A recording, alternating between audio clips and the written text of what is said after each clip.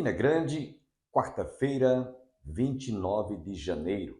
Hoje comemora-se o Dia do Jornalista e nós podemos, nesse dia, lembrar a toda a sociedade que nos assiste todos os dias que, lamentavelmente, no Dia do Jornalista, nós temos algo a desabafar. Quanta falta de compromisso há por parte de alguns que fazem o jornalismo ser desacreditado devido às fake news, devido a tantas informações que trazem tristeza ao coração do cidadão que gostaria de ouvir a veracidade dos fatos. Portanto, nesse Dia do Jornalista, nós que fazemos o programa Opção para a Vida, chamamos a atenção de todos os nossos jornalistas para que eles se comprometam em fazer um jornalismo sério, que tenha credibilidade.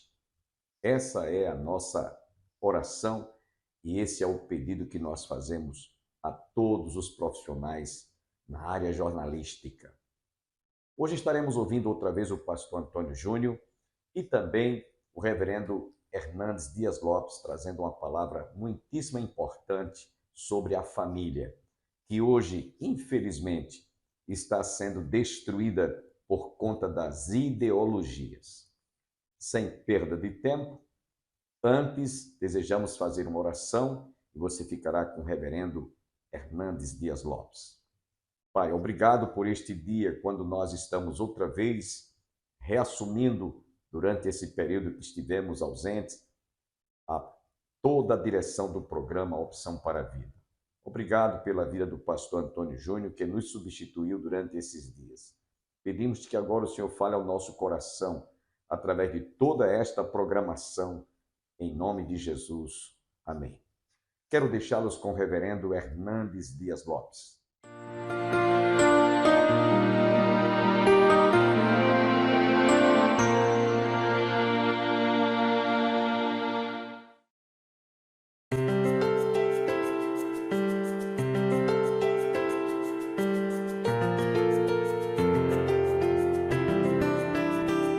Nós vivemos no melhor dos tempos e no pior dos tempos. Vivemos o tempo da comunicação rápida. Vivemos no tempo em que nós temos mobilidade.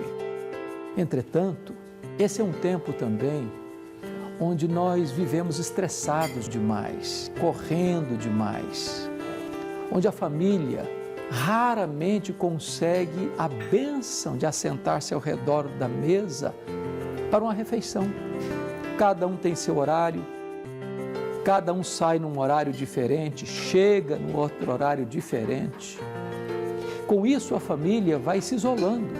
As pessoas hoje preferem plugarem-se com o mundo através da comunicação virtual do que manter as relações domésticas, familiares, num estreito relacionamento.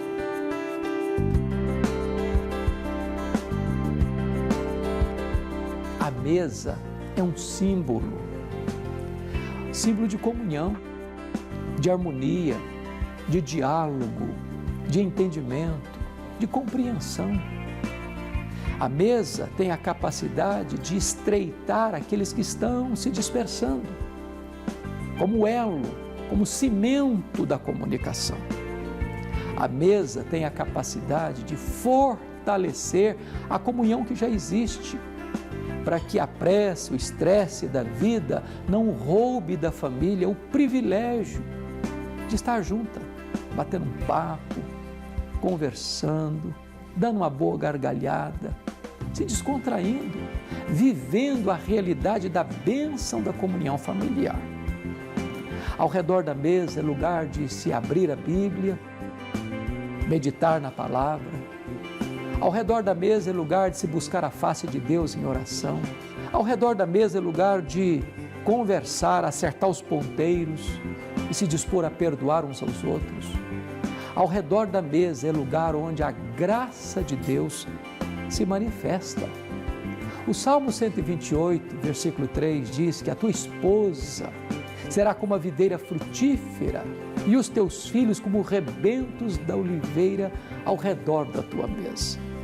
Não permita que a pressa da modernidade, dos dias contemporâneos, roube da sua família esse privilégio da comunhão.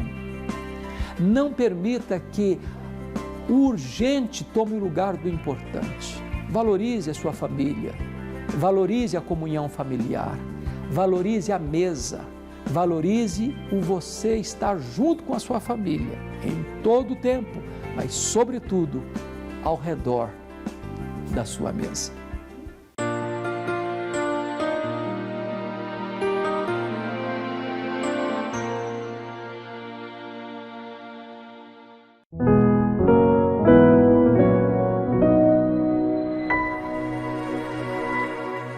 Versículo 1 ao versículo 11.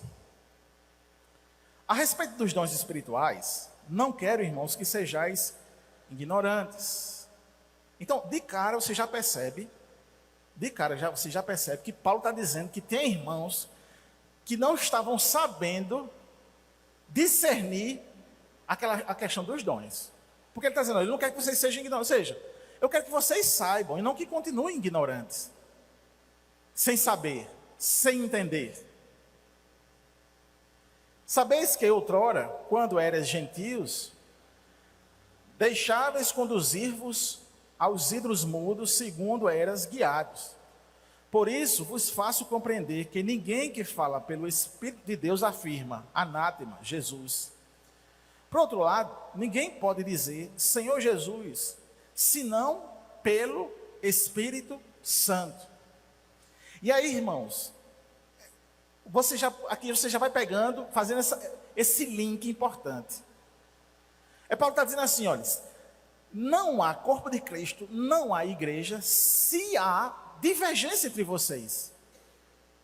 Aí ele vai dizer, olha, no tempo que vocês eram gentios, ou seja, no tempo que vocês não eram convertidos, o que regia vocês era a sua mente, a sua própria capacidade, e por isso vocês eram levados para os ídolos mudos. Por isso que você buscava ídolos que eram ídolos construídos pela mente humana. Por isso que vocês eram pagãos. E quem movia isso era você mesmo. Entretanto, com a sua convicção mundana, essa convicção ela cai por terra, porque você agora é convertido em Cristo Jesus. E convertido em Cristo Jesus, a sua convicção é bíblica. A sua convicção é em Cristo. Então, toda a sua convicção própria, ela cai por terra. Então, aquilo que você tinha no mundo, você não traz mais para a igreja. E aí, Paulo está dizendo isso. As suas convicções sobre mistérios, dons, misticismo, que você tinha no mundo, ele não aplica mais na igreja. Ele não se aplica mais na igreja. Porque aquele entendimento sobre misticismo, sobre espiritualidade, que você tinha no mundo, causava entre vocês divergência. É tanto que a gente pode perceber que quando se constrói os ídolos, um idolatrava a deusa Diana, outro idolatrava a deusa Artemis, outro era Zeus, e assim vai. Não havia uma convergência. Quando os caras iam falar sobre a sua espiritualidade ou sobre as suas convicções, era uma coisa totalmente humana. Quando a gente vai para o panteão grego, você percebe isso. Porque Zeus casou com não sei quem, que brigou com não sei quem, que brigou com seu irmão Hades, que Hades foi colocado no submundo. Ou seja, convicções humanas. Histórias da mente humana. E aí Paulo está dizendo que agora não mais isso se traduz na igreja. Aí ele diz, no versículo número 3, por isso vos faço compreender que ninguém fala pelo Espírito de Deus, afirmando que Jesus é anátema. Ou seja, se você traz aquilo que do mundo para dentro da igreja, você está dizendo que Cristo não importa, que Cristo não é o Salvador. Eu tenho Cristo e tenho outros deuses. Aí Paulo está dizendo, quem é convertido jamais coloca outro Deus como ídolo. Jamais coloca qualquer outra coisa como ídolo, porque Cristo já foi entronizado na vida dele. Então o crente jamais pode idolatrar outra coisa. Jamais ele pode então ter outros deuses. Aí ele vai dizer, né? Por outro lado, ninguém pode dizer Senhor Jesus, senão que houve regeneração. Quando ele fala, senão pelo Espírito Santo, ele não está dizendo apenas da boca para fora, aquele que confessa da boca para fora. Ele está dizendo o seguinte, que não há uma pessoa que foi regenerada, que nasceu de novo, que não foi pelo Espírito Santo de Deus. Então, aqueles que nasceram de novo, lógico, pela ação do Espírito Santo, que foram convencidos do pecado, do juízo e da justiça, esses é que são capacitados de dizer quem é o Senhor deles e reconhece que o Senhor é o Senhor Jesus. Ora, aí ele vai tratar, os dons são diversos, mas o Espírito é o mesmo. Então perceba que aquele que fez a ação de conversão na vida de uma pessoa é o mesmo Espírito que trabalha na vida dos irmãos, dotando eles de dons para o serviço na igreja. Para o serviço na igreja. Como nós temos uma herança, teologicamente falando, uma herança pentecostal e neopentecostal muito forte, e o pentecostalismo e o neopentecostalismo se fundiram de tal forma que você não sabe quem é quem mais, há essa confusão, inclusive, da confessionalidade de algumas comunidades, de dizer que você só foi batizado no Espírito Santo se você falou noutras línguas ou em línguas estranhas. Existe isso realmente em algumas comunidades pentecostais, lá na sua declaração, na sua confissão de fé, dizendo isso. Não é? Aí há uma divergência também sobre essa questão da segunda experiência, do batismo com o Espírito Santo, de plenitude do Espírito Santo. O fato é que, irmãos, as teologias sistemáticas, digamos assim, os livros das teologias sistemáticas, eles não ensinam essa questão da segunda bênção, eles ensinam a questão de revestimento, a questão de plenitude do Espírito, a questão de experiências que o crente tem ao longo da sua vida, ao longo da sua espiritualidade na igreja. Mas um teólogo congregacional, muito conhecido, e também que tem livros, tem um livro sobre avivamento dele, que eu li uma vez, e assim, eu concordei, porque era o que eu já pensava, só não tinha a intelectualidade dele para dizer, o Martyn Lloyd-Jones, que ele dizia o seguinte, e é bem interessante, ele dizia assim, você não fabrica a ação de Deus. A ação de Deus é quando Ele quer, como Ele quer, a hora que Ele quer. Aí isso me chamou a atenção, porque eu entendia isso. Porque muitas vezes a pessoa quer forçar uma espiritualidade. Eu já vi muitas vezes. Irmãos, olha, teve uma vez que eu fui convidado para ir numa festa de uma igreja, uma festividade da igreja. Aí, na cidade, todos os pastores, eles fazem isso, né? A irmandade, bora lá, a gente foi. Quando chegou lá, eu levei a igreja. Quando eu cheguei lá, aí o dirigente do culto festivo e tal, o dirigente do culto fez assim, a gente estava tudo sentado, né? Aí ele fez, eita, quem é que vai pregar hoje? Aí eu disse, meu Deus, não tem nenhum pregador. Aí estava o genro do presidente da denominação. Aí o cara, espertamente, o pastor local, né, espertamente vai chamar quem? O genro do homem, né? Aí chamou o genro, presbítero Sidney. Aí o cara se levantou, pegou a Bíblia, fechou e disse, hoje eu não uso nem a Bíblia, vai ser direto do céu. A coisa mais alegre de um pastor, sabe qual é? A minha igreja se levantou e foi embora.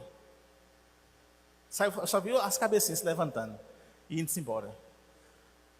E eu disse, amém. É uma má educação santa. Não sei se tem, né? Não sei se tem. Uma educação santa, né? Mas o fato é, irmãos, que nesse exemplo que eu estou dando, embora que você ache um absurdo, mas aconteceu, aquele ministro, aquele homem, ele, na ideia dele, ele estava pensando que ia manipular a manifestação do Espírito. Entende? A intenção dele era essa, era manipular aquele momento ali.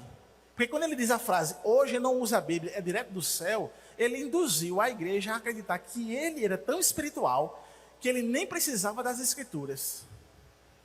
Mas para um teólogo que estava presente e que doutrinava a igreja, a leitura que se fez é um herege. Porque o princípio de doutrinação, de exortação, de edificação, de alimento da igreja é as Escrituras inspiradas pelo próprio Espírito. Então a ideia é como é que o Espírito Santo teve todo um trabalho com 40 autores em 1500 anos, falando a mesma coisa em unidade, para chegar num dia específico, numa cidade específica da Paraíba, e o ministro dizer que não precisa mais disso. Então ele já iniciou a mensagem dizendo assim, eu não vou pregar aquele que preste. E de fato não foi. Então, irmãos, a gente está nessa... A gente às vezes vê esse tipo de coisa, essa manipulação. Mas não existe essa manipulação. Não existe. Não tem uma receita de bolo. Vamos fazer assim, porque vai dar certo. Eu também já tive uma reunião de oração, onde era enfatizado o falar em línguas. E as pessoas estavam em oração fervorosa, e de repentemente uma pessoa chegou perto de mim e disse assim, começa a dar glória para você falar em línguas estranhas. E quando ele dizia assim, começa a dar glória, ele falava assim, começa a ficar glória, glória, glória, até embolar a língua e começar a falar em línguas. Essa era a receita que a pessoa chegou para mim dizer. Então, existe esse cenário que confunde, e a minha mente era confundida muitas vezes com isso. Quando a gente lê esse texto, que Paulo então ele vai exortar a igreja de Corinto, ele vai falar com a igreja de Corinto, muitos comentaristas vão dizer que havia confusões semelhantes aos dias de hoje na igreja de Corinto. Fala, Benção.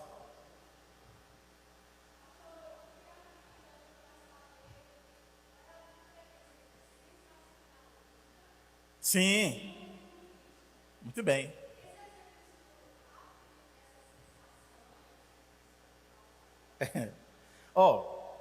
A Bíblia fala de vários dons. Existem várias listas de dons. Tem um dom que a gente negligencia muito, que Paulo fala, que é o dom da generosidade. O dom de dar.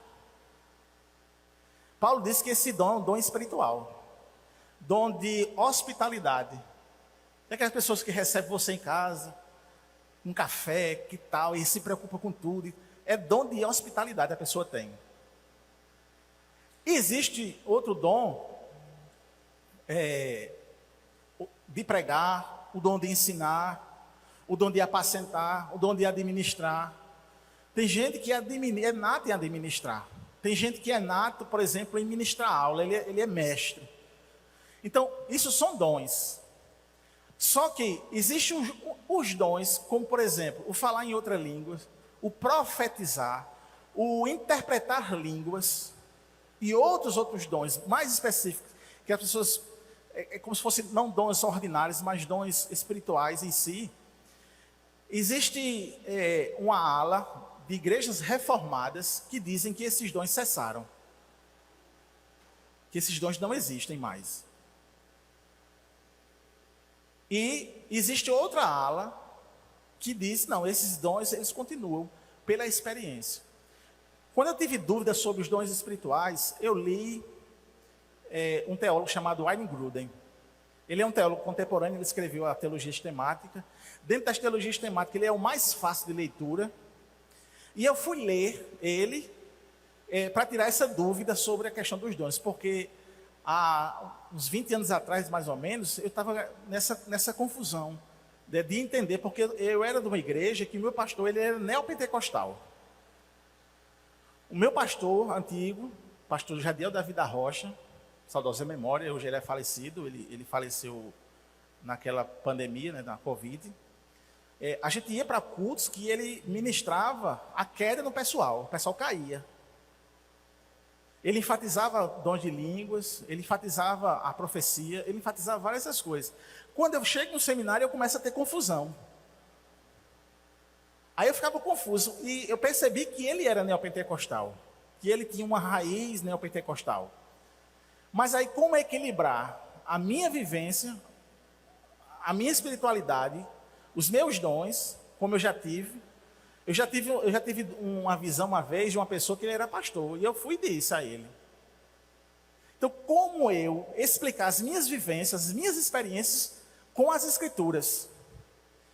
Então, irmãos, aqui o apóstolo Paulo, ele não está dizendo que o dom cessou, que ele está consertando os exageros, a histeria. Então, os sensacionistas vão dizer que os dons cessaram, ou seja, a cura, a língua, a profecia, cessaram, não tem mais. Mas nós cremos que continua, que Deus pode tomar a gente no momento e manifestar a cura. Eu dei esse exemplo uma vez, e aconteceu apenas uma vez. Só uma vez aconteceu comigo, mas aconteceu. Uma mulher estava com isso aqui cheio de feridas. Ela morava no sítio e ela estava com medo de ir para um médico, porque ela estava com medo do diagnóstico, ela estava com medo do câncer. Só que as feridas não cicatrizavam. E uma das coisas que se diz que é câncer é quando a ferida não cicatriza. Aí eu estava num domingo de manhã lá, fui para a escola bíblica no sítio, e ministrar a aula, da mesma forma que eu estava aqui hoje, sem sentir absolutamente nada, normal. Acordei normal, tomei café normal, dirigi normal até o sítio. Fui lá visitar ela. Quando cheguei na sala, a gente sentou, tomei mais um pouquinho de café, porque no sítio você pode deixar você sair sem tomar café. E ela disse: pastor, ore por mim aqui. Eu estou com essas feridas aqui, estou com medo. Tá bom, botei a mão na cabeça, orei. Normal, Senhor, cura. Fui embora. Uma semana depois, a mulher estava com isso aqui tudo limpo.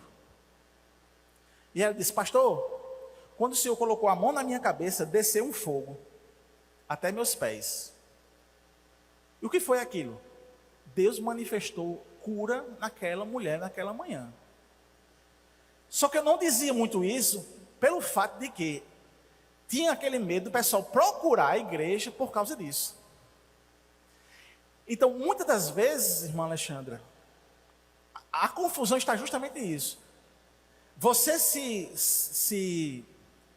se valer de algo que Deus fez, que Deus manifestou na sua vida, na vida de outra pessoa, e você pegar aquilo como um trunfo. E aí, eu penso que a igreja de Coríntios, ele tinha muito isso. As pessoas estavam se amostrando, entende?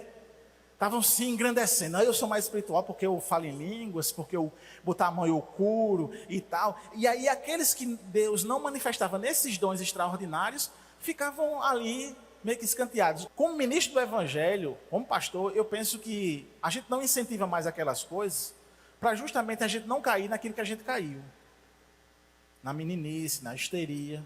Entretanto, contudo, visto que a gente pede a Deus que a gente possa orientar até nós mesmos, até experiências com Deus, experiências ímpias, singulares, que é legítimo, que é bom, que atesta, mas que a gente tem o máximo de cuidado para não esquecer de que nós já somos abençoados por termos as Escrituras reveladas para nós.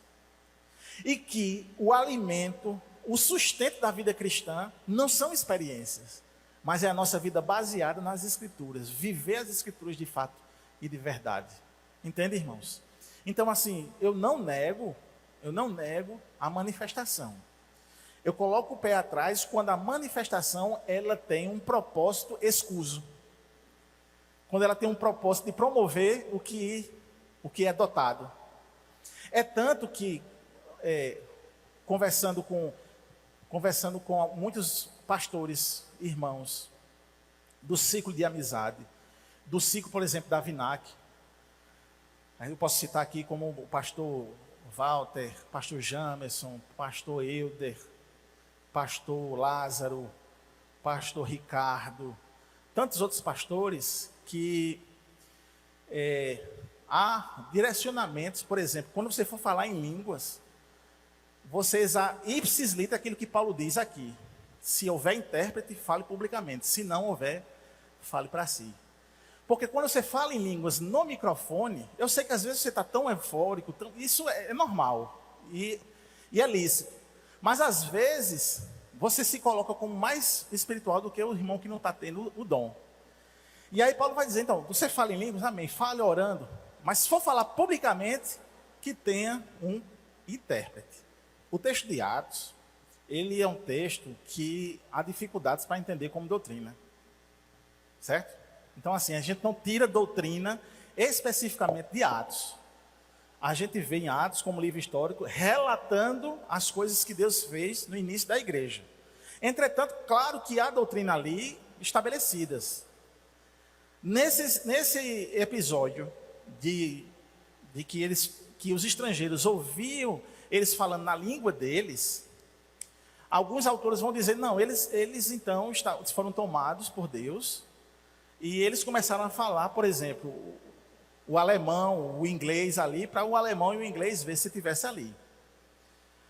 Mas outros vão dizer que o Espírito Santo tomou aquelas pessoas, que fez com que eles ouvissem o que os discípulos estavam dizendo na língua materna deles, na língua deles.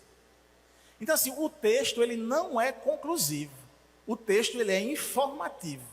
Então, houve um episódio no Pentecoste que estrangeiros ouviram o evangelho na sua língua. Houve uma manifestação. Só que isso não é doutrina, entende, irmãos?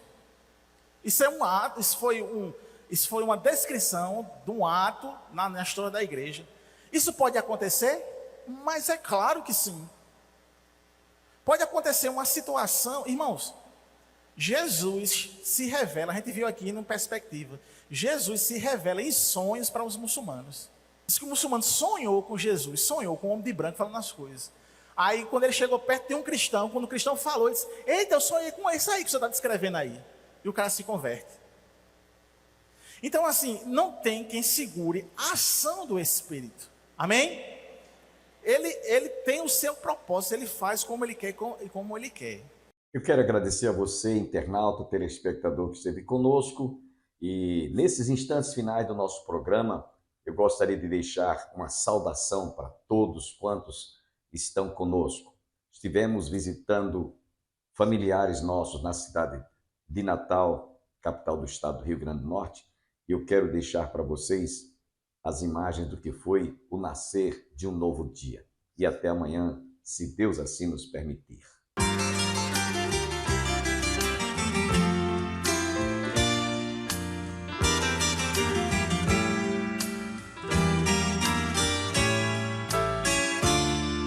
Nas noites silenciosas, no perfume de rosas, eu vejo teu poder, Senhor.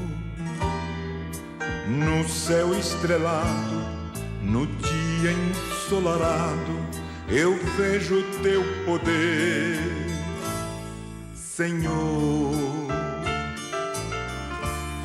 Na expressão da verdade, na forma de humildade, eu vejo teu poder, Senhor.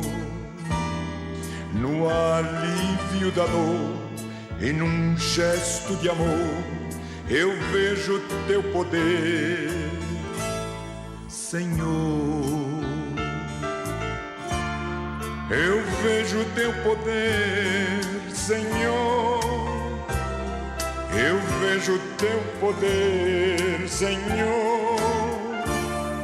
Na ave a voar, no bramido do mar, eu vejo teu poder, Senhor.